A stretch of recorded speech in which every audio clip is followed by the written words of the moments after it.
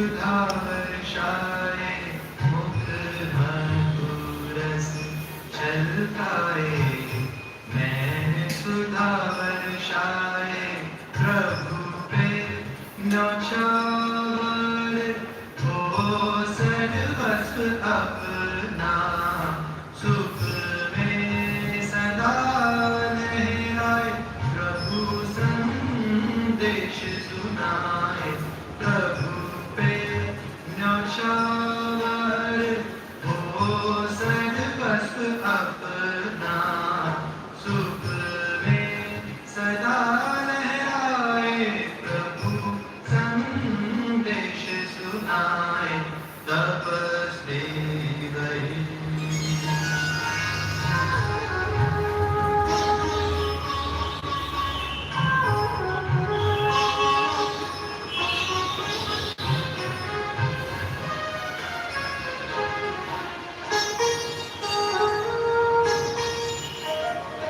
अपने स्वमान के आसन पे रह के खुद पे करे जो अनुशासन। उनके लिए ही है इस संगम पर प्रभु के दिल का सिंहासन। अपने स्वमान के आसन पे रह के खुद पे करे जो अनुशासन। उनके लिए ही है इस संगम पर प्रभु के दिल का सिंहासन।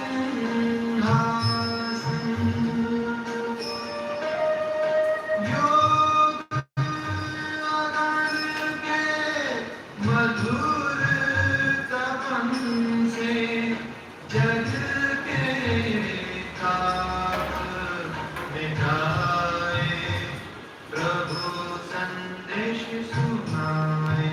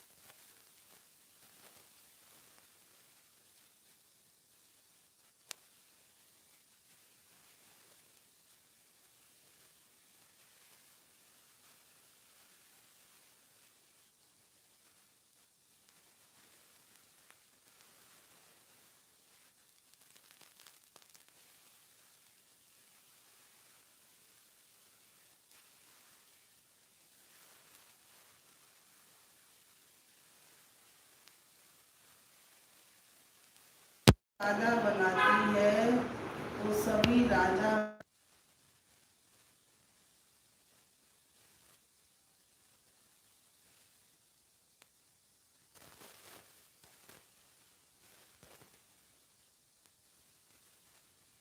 गायन भी है कि तपस्या से राजभाग प्राप्त होता है। तपो राज और राजो नरक। हाँ, तप से मिलता है राज और फिर राज से धीरे धीरे डाउनफॉल होता। तो भाग्य कितना श्रेष्ठ है। ऐसा भाग्य सारे कल्प में किसी को भी प्राप्त नहीं हो सकता। इतना बड़ा भाग्य है, कितना बड़ा, जो भाग्य विधाता को अपना बना दिया है। एक एक भाग्य अलग अलग मांगने की आवश्यकता नहीं है। भाग्य विधाता से सर्व भाग्य वर्षे में ले लिया है। वर्षा कभी मांगा नहीं जाता है। सर्व भाग्य विधाता ने स्वयं ही दिया है। तपस्या अर्थात, सुनो, तपस्या अर्थात आत्मा कहती है मैं तेरी तू मेरा। देखो तपस्या का कितना अच्छा अर्थ बताया। क्या आत्मा कहती है मैं तेरी तू मेरा, इसको ही तपस्या कहा जाता है। इसी तपस्या के बल से भाग्य विधाता को अपना बना दिया है।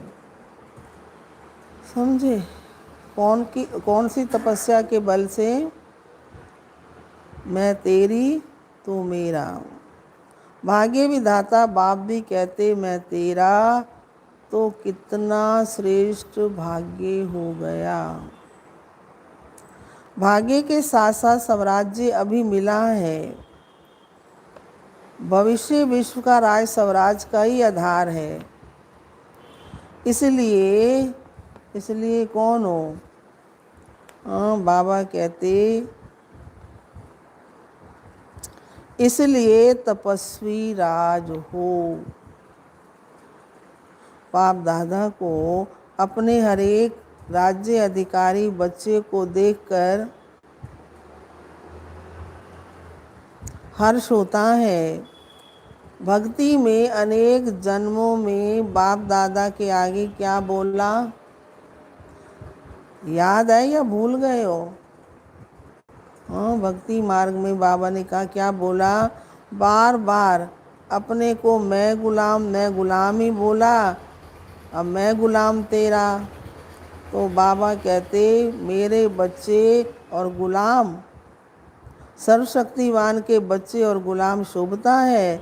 इसलिए बाबा ने गुलाम तेरा के बजाय क्या अनुभव कराया? मैं तेरा। तो गुलाम से राजा बन गए। अभी भी कभी गुलाम तो नहीं बनते हो। गुलाम पने के संस्कार कभी इमर्ज तो नहीं होते हैं। माया के गुलाम होते हो। राजा कभी गुलाम नहीं बन सकता। गुलामपन छूट गया, वह कभी कभी अच्छा लगता है। तो तपस्या का बल बहुत श्रेष्ठ है।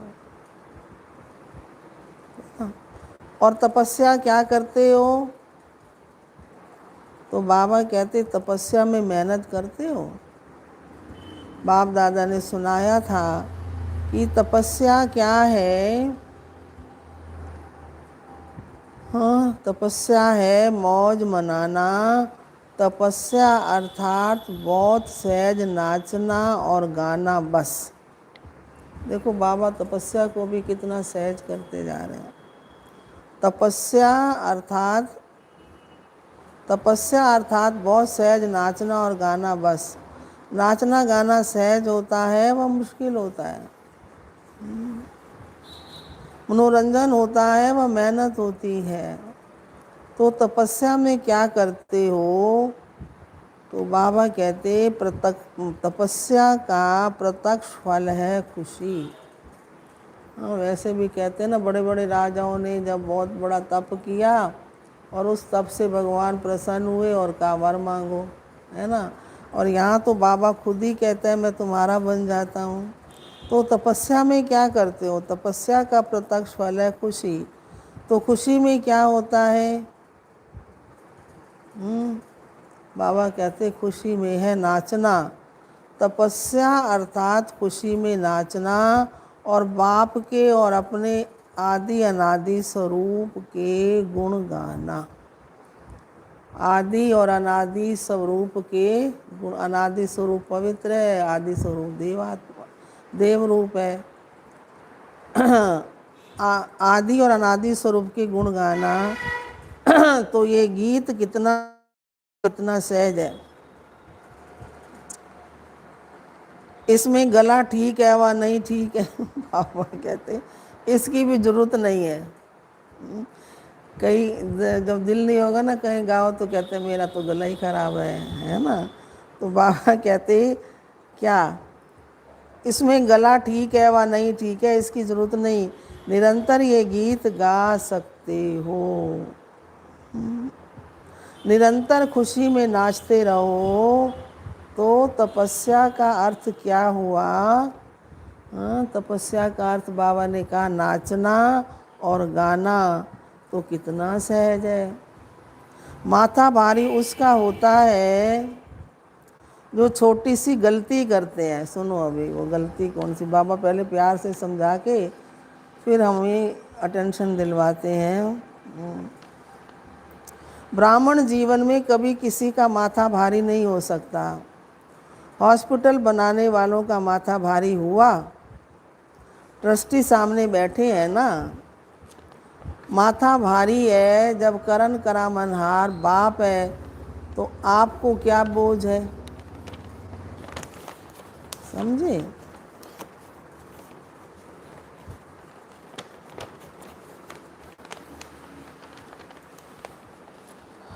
तो जब करण करामनहार बाप है तो आपको क्या बोझ है?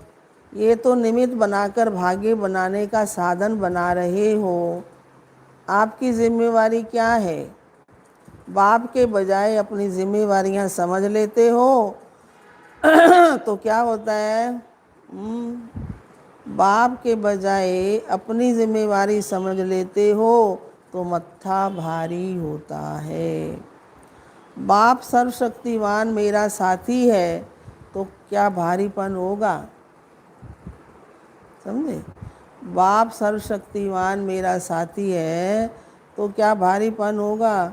छोटी गलती कर देते हो, मेरी जिम्मेवारी समझते हो तो माथा भारी होता है। तो ब्राह्मण जीवन ही क्या है? ब्राह्मण जीवन ही नाचो गाओ और मौज करो। ब्राह्मण जीवन में क्या करो? नाचो। गाने से ही नाचेंगे ना फिर। गाओ, नाचो गाओ और मौज करो। सेवा चाहे वाचा है चाहे कर्मणा है, ये सेवा भी एक खेल है। सेवा कोई और चीज़ नहीं है। समझे? सेवा क्या है? खेल है। कोई दिमाग के खेल होते हैं, कोई हल्के खेल होते हैं। लेकिन है तो खेलना। दिमाग के खेल में दिमाग भारी होता है क्या? तो ये सब खेल करते हो तो चाहे कितना भी बड़ा सोचने का काम हो, अटेंशन देने का काम हो, लेकिन मास्टर सर्वशक्तिमान आत्मा के लिए सब खेल है। तो ना, तो चाहे कितना भी बड़ा सोचने का काम हो, अटेंशन देने का काम हो, लेकिन मास्टर सर्वशक्तिमान आत्मा के लिए क्या है? सब खेल है। ऐसे है वह थोड़ा थोड़ा करते करते थक जाते हो। मेजॉरिटी अथक बनते हो लेकिन कभी कभी थोड़ा थक जाते हो। बाबा को सब पता होता है कौन थका पड़ा है, कौन कितना थकता है। यही योग का प्रयोग सर्व खजानों को, चाहे समय, चाहे संकल्प, चाहे ज्ञान का खजाना व स्थूल तन भी, अगर योग के प्रयोग की रीति से प्रयोग करो तो हर खजाना बढ़ता रहेगा। समझे? यही योग का प्रयोग सर्व खजानों को, चाहे समय, चाहे संकल्प, चाहे ज्ञान का खजाना व स्थूल तन भी, अगर योग के प्रयोग की रीति से प्रयोग करो तो हर खजाना बढ़ता रहेगा। तो इस तपस्या वर्ष में योग का प्रयोग किया ना, क्या प्रयोग किया? इस एक एक खजाने का प्रयोग करो। अब कैसे करो?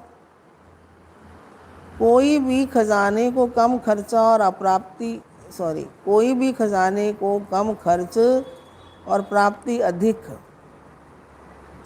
मेहनत कम सफलता ज़्यादा, इस विधि से प्रयोग करो। जैसे समय को व संकल्प को उठाओ, ये श्रेष्ठ खजाने हैं। तो संकल्प का खर्च कम हो लेकिन प्राप्ति ज़्यादा हो। तो जो साधारण व्यक्ति 2-4 मिनट संकल्प चलाने के बाद, सोचने के बाद सफलता या प्राप्ति कर सकता है, वो आप 1-2 सेकंड में कर सकते हो। सुना? जिसको सकार में भी ब्रह्मा बाबा कहते थे, कम खर्च बाला नशीन। खर्च कम करो लेकिन प्राप्ति 100 गुना हो। इससे क्या होगा? सुना? खर्च कम करो और प्राप्ति 100 गुना हो। इससे क्या होगा? जो बचत होगी, चाहे समय की चाहे संकल्प की, बचत को औरों की सेवा में लगा सकेंगे। तो क्या बाबा कैसी कैसी बातें समझाते हैं। दान पुण्य कौन कर सकता है? जिसको धन की बचत होती है। अगर अपने प्रति लगाने जितना ही कमाया और खाया तो दान पुण्य कर नहीं सकेंगे। तो योग का प्रयोग यही है, कम समय में रिजल्ट ज़्यादा, कम संकल्प में अनुभूति ज़्यादा हो, तभी हर खजाना और औरों के प्रति यूज़ कर सकेंगे। ऐसी ही वाणी और कर्म, कम खर्चा और सफलता ज़्यादा, तब ही कमाल गाई जाती है। बाप दादा ने कमाल क्या की, कितने थोड़े समय में क्या से क्या बना दिया। तब तो कहते हैं कमाल कर दी। एक का पदम गुणा प्राप्ति का अनुभव करते हो, तब कहते हो कमाल कर दिया। जैसे बाप दादा का खजाना प्राप्ति और अनुभूति ज़्यादा कराता है, ऐसे आप सब भी योग का प्रयोग करो। सिर्फ ये गीत नहीं है बाबा आपने कमाल कर, बाबा को भी सारे गीत याद रहते हैं। ऐसे आप सब भी योग का प्रयोग करो। सिर्फ ये गीत नहीं गाओ। कौन सा? बाबा आपने कमाल कर दिया। आप भी तो कमाल करने वाले हो, करते भी हो, लेकिन तपस्या के चलते हुए समय में मेजॉरिटी की रिजल्ट क्या देखी? आजकल तो बाबा बच्चों की रिजल्ट देखते भी हैं फिर सुनाते भी हैं। तो क्या देखी? तपस्या का उमंग उत्साह अच्छा है, अटेंशन भी है, सफलता भी है, लेकिन स्वयं प्रति सर्व खजाने यूज ज़्यादा करते हो। अपनी अनुभूतियाँ करना ये भी अच्छी बात है, लेकिन तपस्या वर्ष स्वयं प्रति और विश्व सेवा प्रति ही दिया हुआ है। तपस्या के वाइब्रेशन विश्व में और तीव्र गति से फैलाओ। जो सुनाया कि योग के प्रयोग को और अनुभव की प्रयोगशाला में प्रयोग की गति को बढ़ाओ। वर्तमान समय सर्व आत्माओं को आवश्यकता है आपके शक्तिशाली वाइब्रेशंस द्वारा। सुना? वर्तमान समय सर्व आत्माओं को आवश्यकता है आपके शक्तिशाली वाइब्रेशंस द्वारा, वायुमंडल द्वारा परिवर्तन होने की। इसीलिए प्रयोग को और बढ़ाओ। सहयोगी बच्चे भी बहुत हैं, ये संयोगी योग में बदल जाएगा। एक है स्नेही और दूसरे हैं संयोगी और तीसरे हैं निरंतर प्रयोगी। सुनना, एक है एक है स्नेहमयी संयोगी और दूसरे हैं संयोगी योगी और तीसरे हैं निरंतर योगी प्रयोगी। तो अब अपने से पूछो मैं कौन हूँ। लेकिन बाप दादा को तीनों ही प्रकार के बच्चे प्रिय हैं। आई समझ में? बाप दादा को योगी भी, प्रयोगी भी, संयोगी भी, हाँ,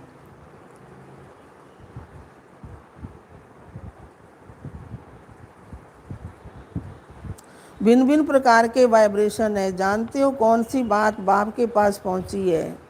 इशारे से समझने वाले हो ना। तो इस तपस्या वर्ष में जो कुछ हो रहा है इसका कारण क्या है? बड़े बड़े प्रोजेक्ट कर रहे हो, इसका कारण क्या है? कोई समझते हैं यही तपस्या का फल है और कोई समझते हैं तपस्या वर्ष में ये क्यों। तो दोनों वाइब्रेशन आते हैं, लेकिन ये समय की तीव्र गति और तपस्या के वाइब्रेशन से आवश्यकता का पूर्ण होना, ये तपस्या के बल का फल है। समझे?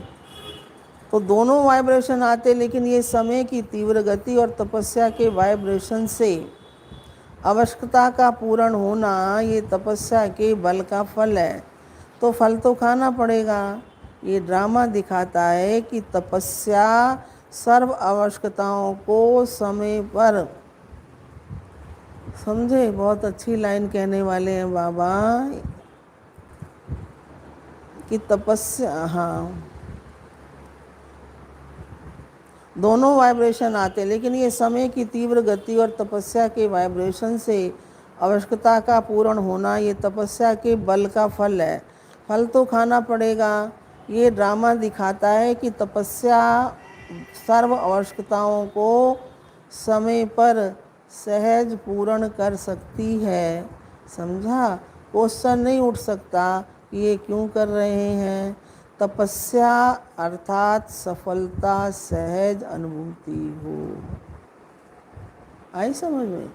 तपस्या अर्थात सफलता सहज अनुभूति हो। आगे चल कर के असंभव कैसे सहज संभव होगा, ये अनुभव ज़्यादा से ज़्यादा करते रहेंगे। विघ्नों का आना ये भी ड्रामा में आदि से अंत तक नूंद है। ये विघ्न भी असंभव से संभव की अनुभूति कराते हैं और आप सभी तो अनुभवी हो गए हो, इसलिए विघ्न भी क्या लगता है? विघ्न भी खेल लगता है। जैसे फुटबॉल का खेल करते हो ना, तो क्या करते हो? बॉल आता है तभी तो ठोकर लगाते हो। अगर बॉल ही ना आए तो ठोकर कैसे लगाएंगे? खेल कैसा होगा? ये भी फुटबॉल का खेल है, खेलने में मज़ा आता है ना, या मूंझते हो? कोशिश करते हो ना कि बाल मेरे पाँव में आए और मैं लगाऊं। ये तो खेल होता रहेगा। Nothing new. ड्रामा खेल भी दिखाता है और संपन्न सफलता भी दिखाता है। ये ब्राह्मण कुल की रीति रस्म है। खेल भी है और उसमें सफलता भी है। इस ग्रुप को बहुत चांस मिले हैं। किसी भी कार्य के निमित्त बनना, किसी भी कार्य की विधि से निमित्त बनना, अर्थात चांस लेने वाले चांसलर बनना। तो आज के विश्व में संपत्ति वाले तो बहुत हैं, लेकिन आपके पास सबसे बड़ी से बड़ी संपत्ति कौन सी है जो दुनिया वालों के पास नहीं है? और उसी की आवश्यकता संपत्ति वालों को भी है तो गरीब को भी है। वो कौन सी संपत्ति है?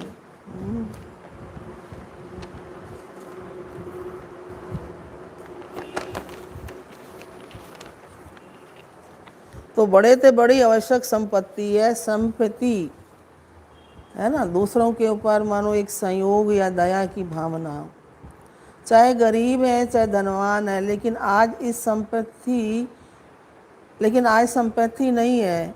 संपत्ति की संपत्ति सबसे बड़ी से बड़ी है, और कुछ भी नहीं दो लेकिन संपत्ति से सबको संतुष्ट कर सकते हो।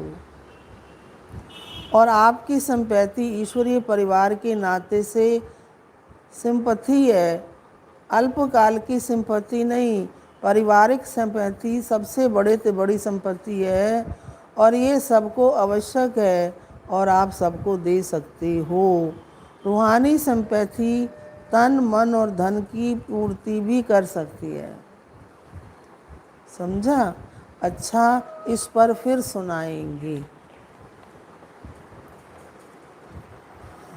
चारों ओर के तपस्वी राज श्रेष्ठ आत्माएं। आज की मुरली में कौन सा टाइटल मिला? तपस्वी राज श्रेष्ठ आत्माएं सदा संयोग के प्रयोग द्वारा कम खर्च सफलता श्रेष्ठ अनुभव करने वाले। सदा मैं और तू, सदा मैं तेरा तू मेरा। समझे क्या? सदा मैं तेरा तू मेरा, इस तपस्या में मगन रहने वाले, सदा हर समय तपस्या के द्वारा खुशी में नाचने और बाप और अपने गुण गाने वाले, ऐसे देश विदेश के सर्व समृद्धि स्वरूप बच्चों को बाप दादा का याद प्यार और नमस्ते। तो वरदान है, अपनी चलन और चेहरे द्वारा भाग्य की लकीर दिखाने वाले श्रेष्ठ भाग्यवान भवो। अपनी चलन और चेहरे द्वारा भाग्य की लकीर दिखाने वाले श्रेष्ठ भाग्यवान भव। आप ब्राह्मण बच्चों को डायरेक्ट अनादि पिता और आदि पिता द्वारा ये अलौकिक जन्म प्राप्त हुआ है। तो देखो कितनी अच्छी लाइन है, जिसका जन्म ही भाग्य विधाता द्वारा हुआ हो वो कितना भाग्यवान हुआ। अपने श्रेष्ठ भाग्य को सदा स्मृति में रखते हुए हर्षित रहो। कौन से भाग्य को रखते हुए? कि हमारा जो जन्म है ना, वो किसके द्वारा हुआ? भाग्य विधाता के द्वारा हुआ।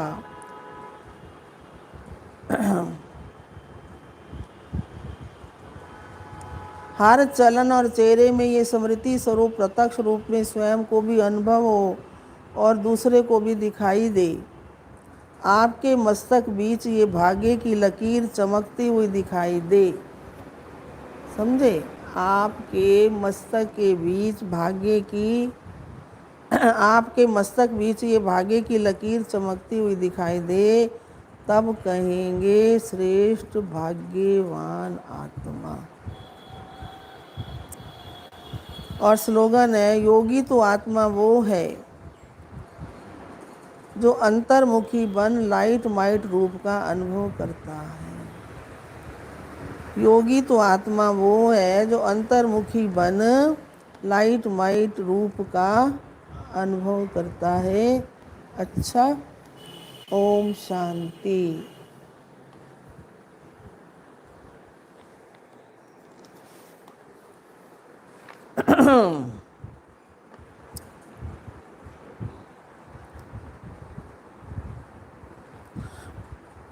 वर्तमान समय अगर परखने की शक्ति कम होगी तो धोखे में आ जाएंगे, क्योंकि ऐसी कई आत्माएं आपके सामने आएंगी जो अंदर एक और बाहर से दूसरी होंगी। परीक्षा लेने के लिए आएंगी। इसलिए ध्यान रखना कि ये किस लिए आया है, उसकी वृत्ति को, उनकी वृत्ति क्या है, इसके लिए अपने लाइट की परसेंटेज को बढ़ाओ। अपने को ला मेकर समझकर हर कदम लाफुल बनकर, समझे, श्रीमत प्रमाण उठाओ उसमें मन मत मिक्स नहीं करो। फिर पढ़ती हूँ इसको कि वर्तमान समय अगर परखने की शक्ति कम होगी तो धोखे में आ जाएंगे, क्योंकि ऐसी कई आत्माएं आपके सामने आएंगी। कैसी? जो अंदर एक और बाहर से दूसरी होंगी, परीक्षा लेने के लिए आएंगी। इसलिए ध्यान रखना कि ये किस लिए आया है। अब कोई ऐसे ही आ जाते हैं, है ना, जैसे हम तो ये कहते हैं भाई हम ऐसे नयों से नहीं लेते पैसे, और वो ऐसे लालच के रूप में बताएंगे ये। अब उसमें फंसना थोड़ी है, यही कहना है भाई नहीं पहले तुम भगवान को पहचानो, ये बाद की बात है। नहीं अच्छा हाँ ले लो जी ले लो, ऐसे नहीं, ये भी तो परखना पड़ेगा ना। परीक्षा लेने के लिए आएंगे, इसलिए ध्यान रखना कि ये किस लिए आया है, उनकी वृत्ति क्या है। इसके लिए अपने लाइट की परसेंटेज को बढ़ाओ, अपने को लॉ मेकर समझकर हर कदम लॉफुल बनकर श्रीमत प्रमाण उठाओ, उसमें मन मत मिक्स नहीं करो। अब ये नियम नहीं है ना कि हम किसी नए का लें, और अगर वो कहता है ऐसे ऐसे और मन मत मिला दी तो फिर नुकसान हो। कहेंगे ब्रह्मा कुमारियाँ कहती तो हैं पर वो होता नहीं है। ठीक है ना। तो क्या करना है इसके लिए, कौन सी शक्ति को बढ़ाना है? परखने की शक्ति को बढ़ाओ। ठीक है।